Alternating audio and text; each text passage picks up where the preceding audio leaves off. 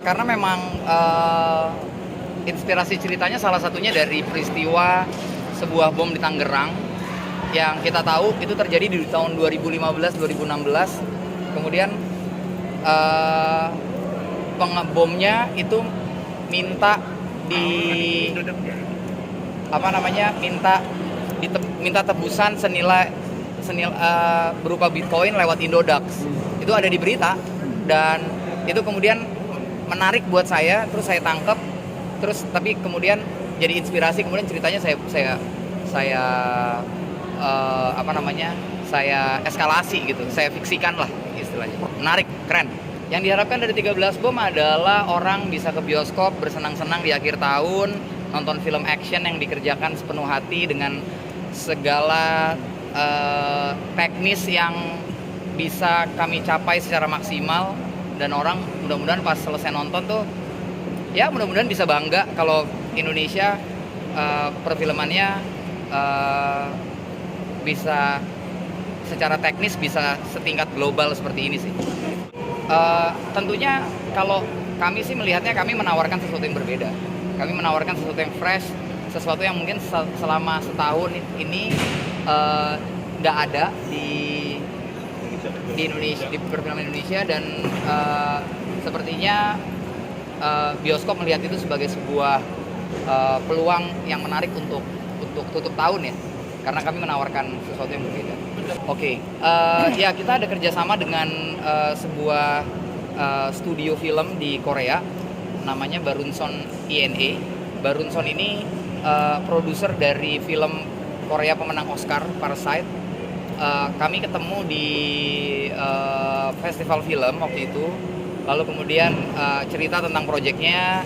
Prosesnya memang cukup panjang sampai akhirnya mereka masuk sebagai eksekutif produser.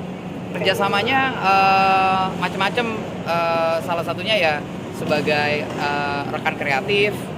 Terus mudah-mudahan film ini nantinya bisa tayang di beberapa negara, terutama di Korea. Mudah-mudahan nih. Saya belum tahu. Menarik aja kata angka 13, dan sebagian orang mau lihat angka 13 angka kematian, tapi beberapa kebudayaan kan melihat angka 13 itu sebagai rebirth kan. Gitu. Hasil filmnya buat saya melampaui ekspektasi. Saya bahagia banget, terutama kru dan cast, mereka bekerja luar biasa, dan mudah-mudahan ke depan tentunya bisa naik kelas lagi dari 13 Bom di Jakarta. 6 bulan lah ya untuk pemilihan cast dilakukan selama 6 bulan. Ini ada pesan dari 13 Bom 40 hari. Apa? Intinya sebagai pekerja film, sebagai pencerita, kami tidak setuju dan condemn segala bentuk terorisme dan perbuatan melanggar hukum gitu. Tapi kan kita melihatnya bahwa konteks teror atau terorisme di film ini sebagai bentuk dari cerita untuk menghibur kan. Ya kita lagi bikin film action, jadi konteks sebagai film action nggak bisa dilepaskan dari pemilihan alur cerita dan tokoh-tokohnya gitu. Nggak mungkin kita bikin film action tapi lawannya misalnya penjual mie ayam gitu kan, nggak mungkin gitu. Atau misalnya lawannya misalnya teller bank gitu kan, nggak mungkin ya. Pasti kita harus bikin sesuatu yang menegangkan gitu. Ending gitu? Tahu kamu? Enggak, sebenarnya ya yang menarik adalah endingnya bisa punya endingnya bisa punya interpretasi masing-masing ya. Karena kalau nanti nonton, perhatikan kata di ending tersebut, lalu terjemahkan sendiri. Ya, memang intinya setiap saya bikin film, saya selalu melihatnya sebagai sebuah IP journey, jadi sebuah berkesinambungan. Tentunya kalau ini berhasil, mudah-mudahan kita akan bisa terusin ceritanya. Oke? Terima kasih teman-teman. Aduh, Anda belum bisa di-announce sekarang. udah live report buruk ini. Sign. Ya, tapi kalau festival di Rotterdam, festival internasional, Kemana habis macam kata dia? Bikin salah satu festival terbesar di Aku sebulan full latihan. Aku sebulan full latihan bawa mobil manual. Jadi emang buat dibiasain masuk mobil aja. Tapi ada idenya nggak? Ada kejedotnya nggak? Enggak sih, alhamdulillah enggak. Ya paling mobil mati-mati. Paling berat yang kebut-kebutan yang di mana? Yang di flyover kalau nggak salah. Saya kalau misalnya ini di flyover Fastfire ya, itu siapa sih yang di bawah? riggingnya lumayan sulit ya, kamera di depan ada kamera, di kanan ada kamera, jadi aku bawa mobil manual plus ada kamera yang nempelin aku, jadi visibility-nya agak cukup sulit lah gitu. Berarti sekarang nggak bawa matic lagi ya langsung Nah udah manual ya? Udah mati di Nah, bawah. tetap matic. Aduh aku bingung mana. Siapa dulu? Ada cedera. Cedera enggak sih, aman semuanya. Paling kayak Ada yang cikes ya. nggak kayak wajar lah kalau adrenalin lagi naik gitu terus lagi lari terus ntar tiba-tiba ada kakinya baret dikit. Lebam, lebam. ya gitu itu standar sih. Tapi melihat film ini sesuai ekspektasi kalian nggak sih? Apalagi pas lagi mungkin di lokasi syuting ketawa-ketawa, pas lihat hasilnya, wow ternyata seserius itu kah kalian gitu? Sesuai ekspektasi sih. Aku paling favorit aku Last Fight. Aku pas pertama kali nonton di Jav, aku sampai tepuk tangan tuh ngeliat Last Fight-nya Bimo sama Rio parah sesuai.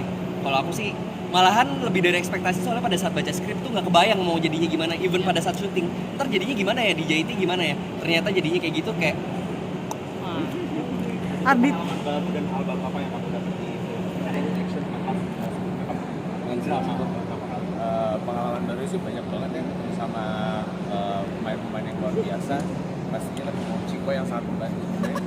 Saat reading tuh kita suka bikin hidden reading gitu di sebuah tempat gitu ya, terus kita ulang adegan itu berkali-kali, terus tiba-tiba Lutesya datang, terus kita ulang adegan berkali-kali, Lutesya kayak kayaknya nggak gini deh, jadi kayak Iya, saya bener-bener ngejudge dari jauh. dan bener-bener ini pengalaman baru banget buat gue, dan banyak banget tantangan yang akhirnya melihat hasilnya sih kita semua puas banget ya. Berarti langsung oke pas kamu dikeluarin, langsung mikir wah langsung oke. Tapi kan banyak Mas Ardito denger ledakan-ledakan gimana selama proses syuting? Jujur dulu gue pernah latihan tembak kan pas SMP gitu ya, jadi gue pengen dapet sense of gun, suara pistolnya, jadi gue bener-bener gak pakai earplug, jadi kagetnya tuh bener-bener kerasa gitu. Tapi kan banyak banget Pernah dengan latihan pertimbangan, dulu ya? mungkin pendalaman karakternya kayak apa, bikin kalian kayak ketawa-ketawa dulu atau kayak gimana sih? Beda sih maksudnya. Kita mungkin mau jawab. Kalau aku nggak, aku kebetulan secara pribadi emang harus conditioning dulu, jadi cukup lama menyendiri gitu. Tapi kalau aku sama Ardito tuh nggak maksudnya emang beda cara gitu. Terus kita tahu-tahu nyatu aja di sini. Tadi kan ada banyak adegan coding nih. Nah, itu sulit nggak sih untuk Belajarnya kalian berdua. Kalau mau duluan? Oke, buat aku sih, aku dulu kebetulan sekolahnya komputer jaringan. Sebenarnya yang dipakai itu bukan codingnya tapi jaringannya, nggak, maksudnya ngomonginnya tentang networking gitu, maksudnya security-nya gimana. Jadi udah cukup lumayan ngerti, tinggal aplikasi ini gimana dan mau sebesar apa gitu. Jadi kalau misalnya dibilang sulit, tapi aku udah punya basicnya. Ciko gimana sih cara bonding sama aku? Cara bonding sama Ardito, gampang banget. Soalnya natural banget actingnya berdua. Thank you. Ini bromance gue Parah, kan mereka parah. deh. Udah deh. Nggak tahu sih, gue sebagai orang yang kerja sama Ardito di sini, profesionalitas dia tuh sangat amat. Ini bukan promo, balik lagi gue bukan manajer dia. Dia bener-bener kebetulan dia pada saat itu lagi syuting dan lagi ada konser ya. Iya kan. Dia bolak-balik berusaha selalu tepat waktu, reading nggak pernah skip, nggak pernah telat. Terus latihan tuh semuanya mau gimana pun nggak ada malas-malasnya gitu. Jadi sampai Mas Rosa sampai bilang, oh saya kira kamu cuma musisi, ternyata aktor juga. Ya.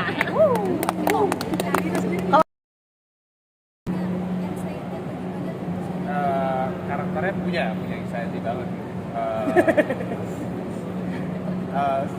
Gitu ya, karena emang pas ada beberapa scene gitu ya, dimana emang karakter William itu adalah orang yang panikan, gitu. Karakter Oscar itu adalah orang yang dia solutif, punya solusi dan punya taktis gitu ya, gitu, analitik gitu. Jadi dibalik emang gua orang yang panikan gitu ya, masuk banget tuh, jadi tinggal recall aja anxiety gitu. Tapi itu bagi waktu sendiri gimana sih karena kamu musisi? Ada kesulitan nggak sih? Itu yang tadi dibilang Ciko, pas di tengah syuting ada beberapa panggung yang alhamdulillahnya masih di tengah Pulau Jawa ya, jadi kita masih bisa lewat jalur darat gitu, tidur, istirahat, tidur terus besokannya. Tapi secara timeline sih Taufan sama Kariri sih luar biasa ya gitu, untuk ngatur jadwal pemain-pemain luar biasa produksi. Parah sih, pengen banget main action, pengen banget takutan gitu kayak yang teman-teman tonton. Tapi film action ini beda banget dari sama film drama itu. Oh, film drama? Iya. Waduh, kalau gue sih beda sih, karena drama kan kita punya waktu untuk bisa mencerna emosi gitu ya. Kalau di sini ya mobilnya malah cuma sekali Jack, jadi nggak bisa diulang lagi dah. Udah. Kalau Jadi Tasya sendiri, tahun-tahun. kan ini adegannya kayak girly-girly banget gitu kan ya, cewek-cewek gitu. Itu tipikal dirimu banget atau kayak emang enggak, gue emang boys banget pada saat ini? Jujur enggak, jujur emang aku sempat berdiskusi sama Mas Angga dan kayaknya kita lebih prefer untuk si karakter Agnes ini lebih girly, soalnya kita udah punya girl boss yaitu Putri Ayudhya dan Niken Anjani yang sangat keren banget, jadi aku lebih prefer yang feminine. Bahkan pas adegan teriak tuh aku kayak mesti cek-cek itu, saya kalau misalnya aku teriak tuh kayak kan oh my banget kan, makanya aku kayak aku gitu, kayak cari suara dulu kayak biar cewek gitu. Oh, oke. Berarti aslinya tapi dirimu sama boy banget atau kayak harus mencoba untuk jadi girly? Boy Asli sih gimana sih? Depends lah lagi. iya, tergantung lagi fleksibel. Iya kan, Terima kasih. Iya, thank you so much. Mas Dito, SMP dulu tembaknya prestasi atau Enggak, di doang kayaknya. Karena bukan belum.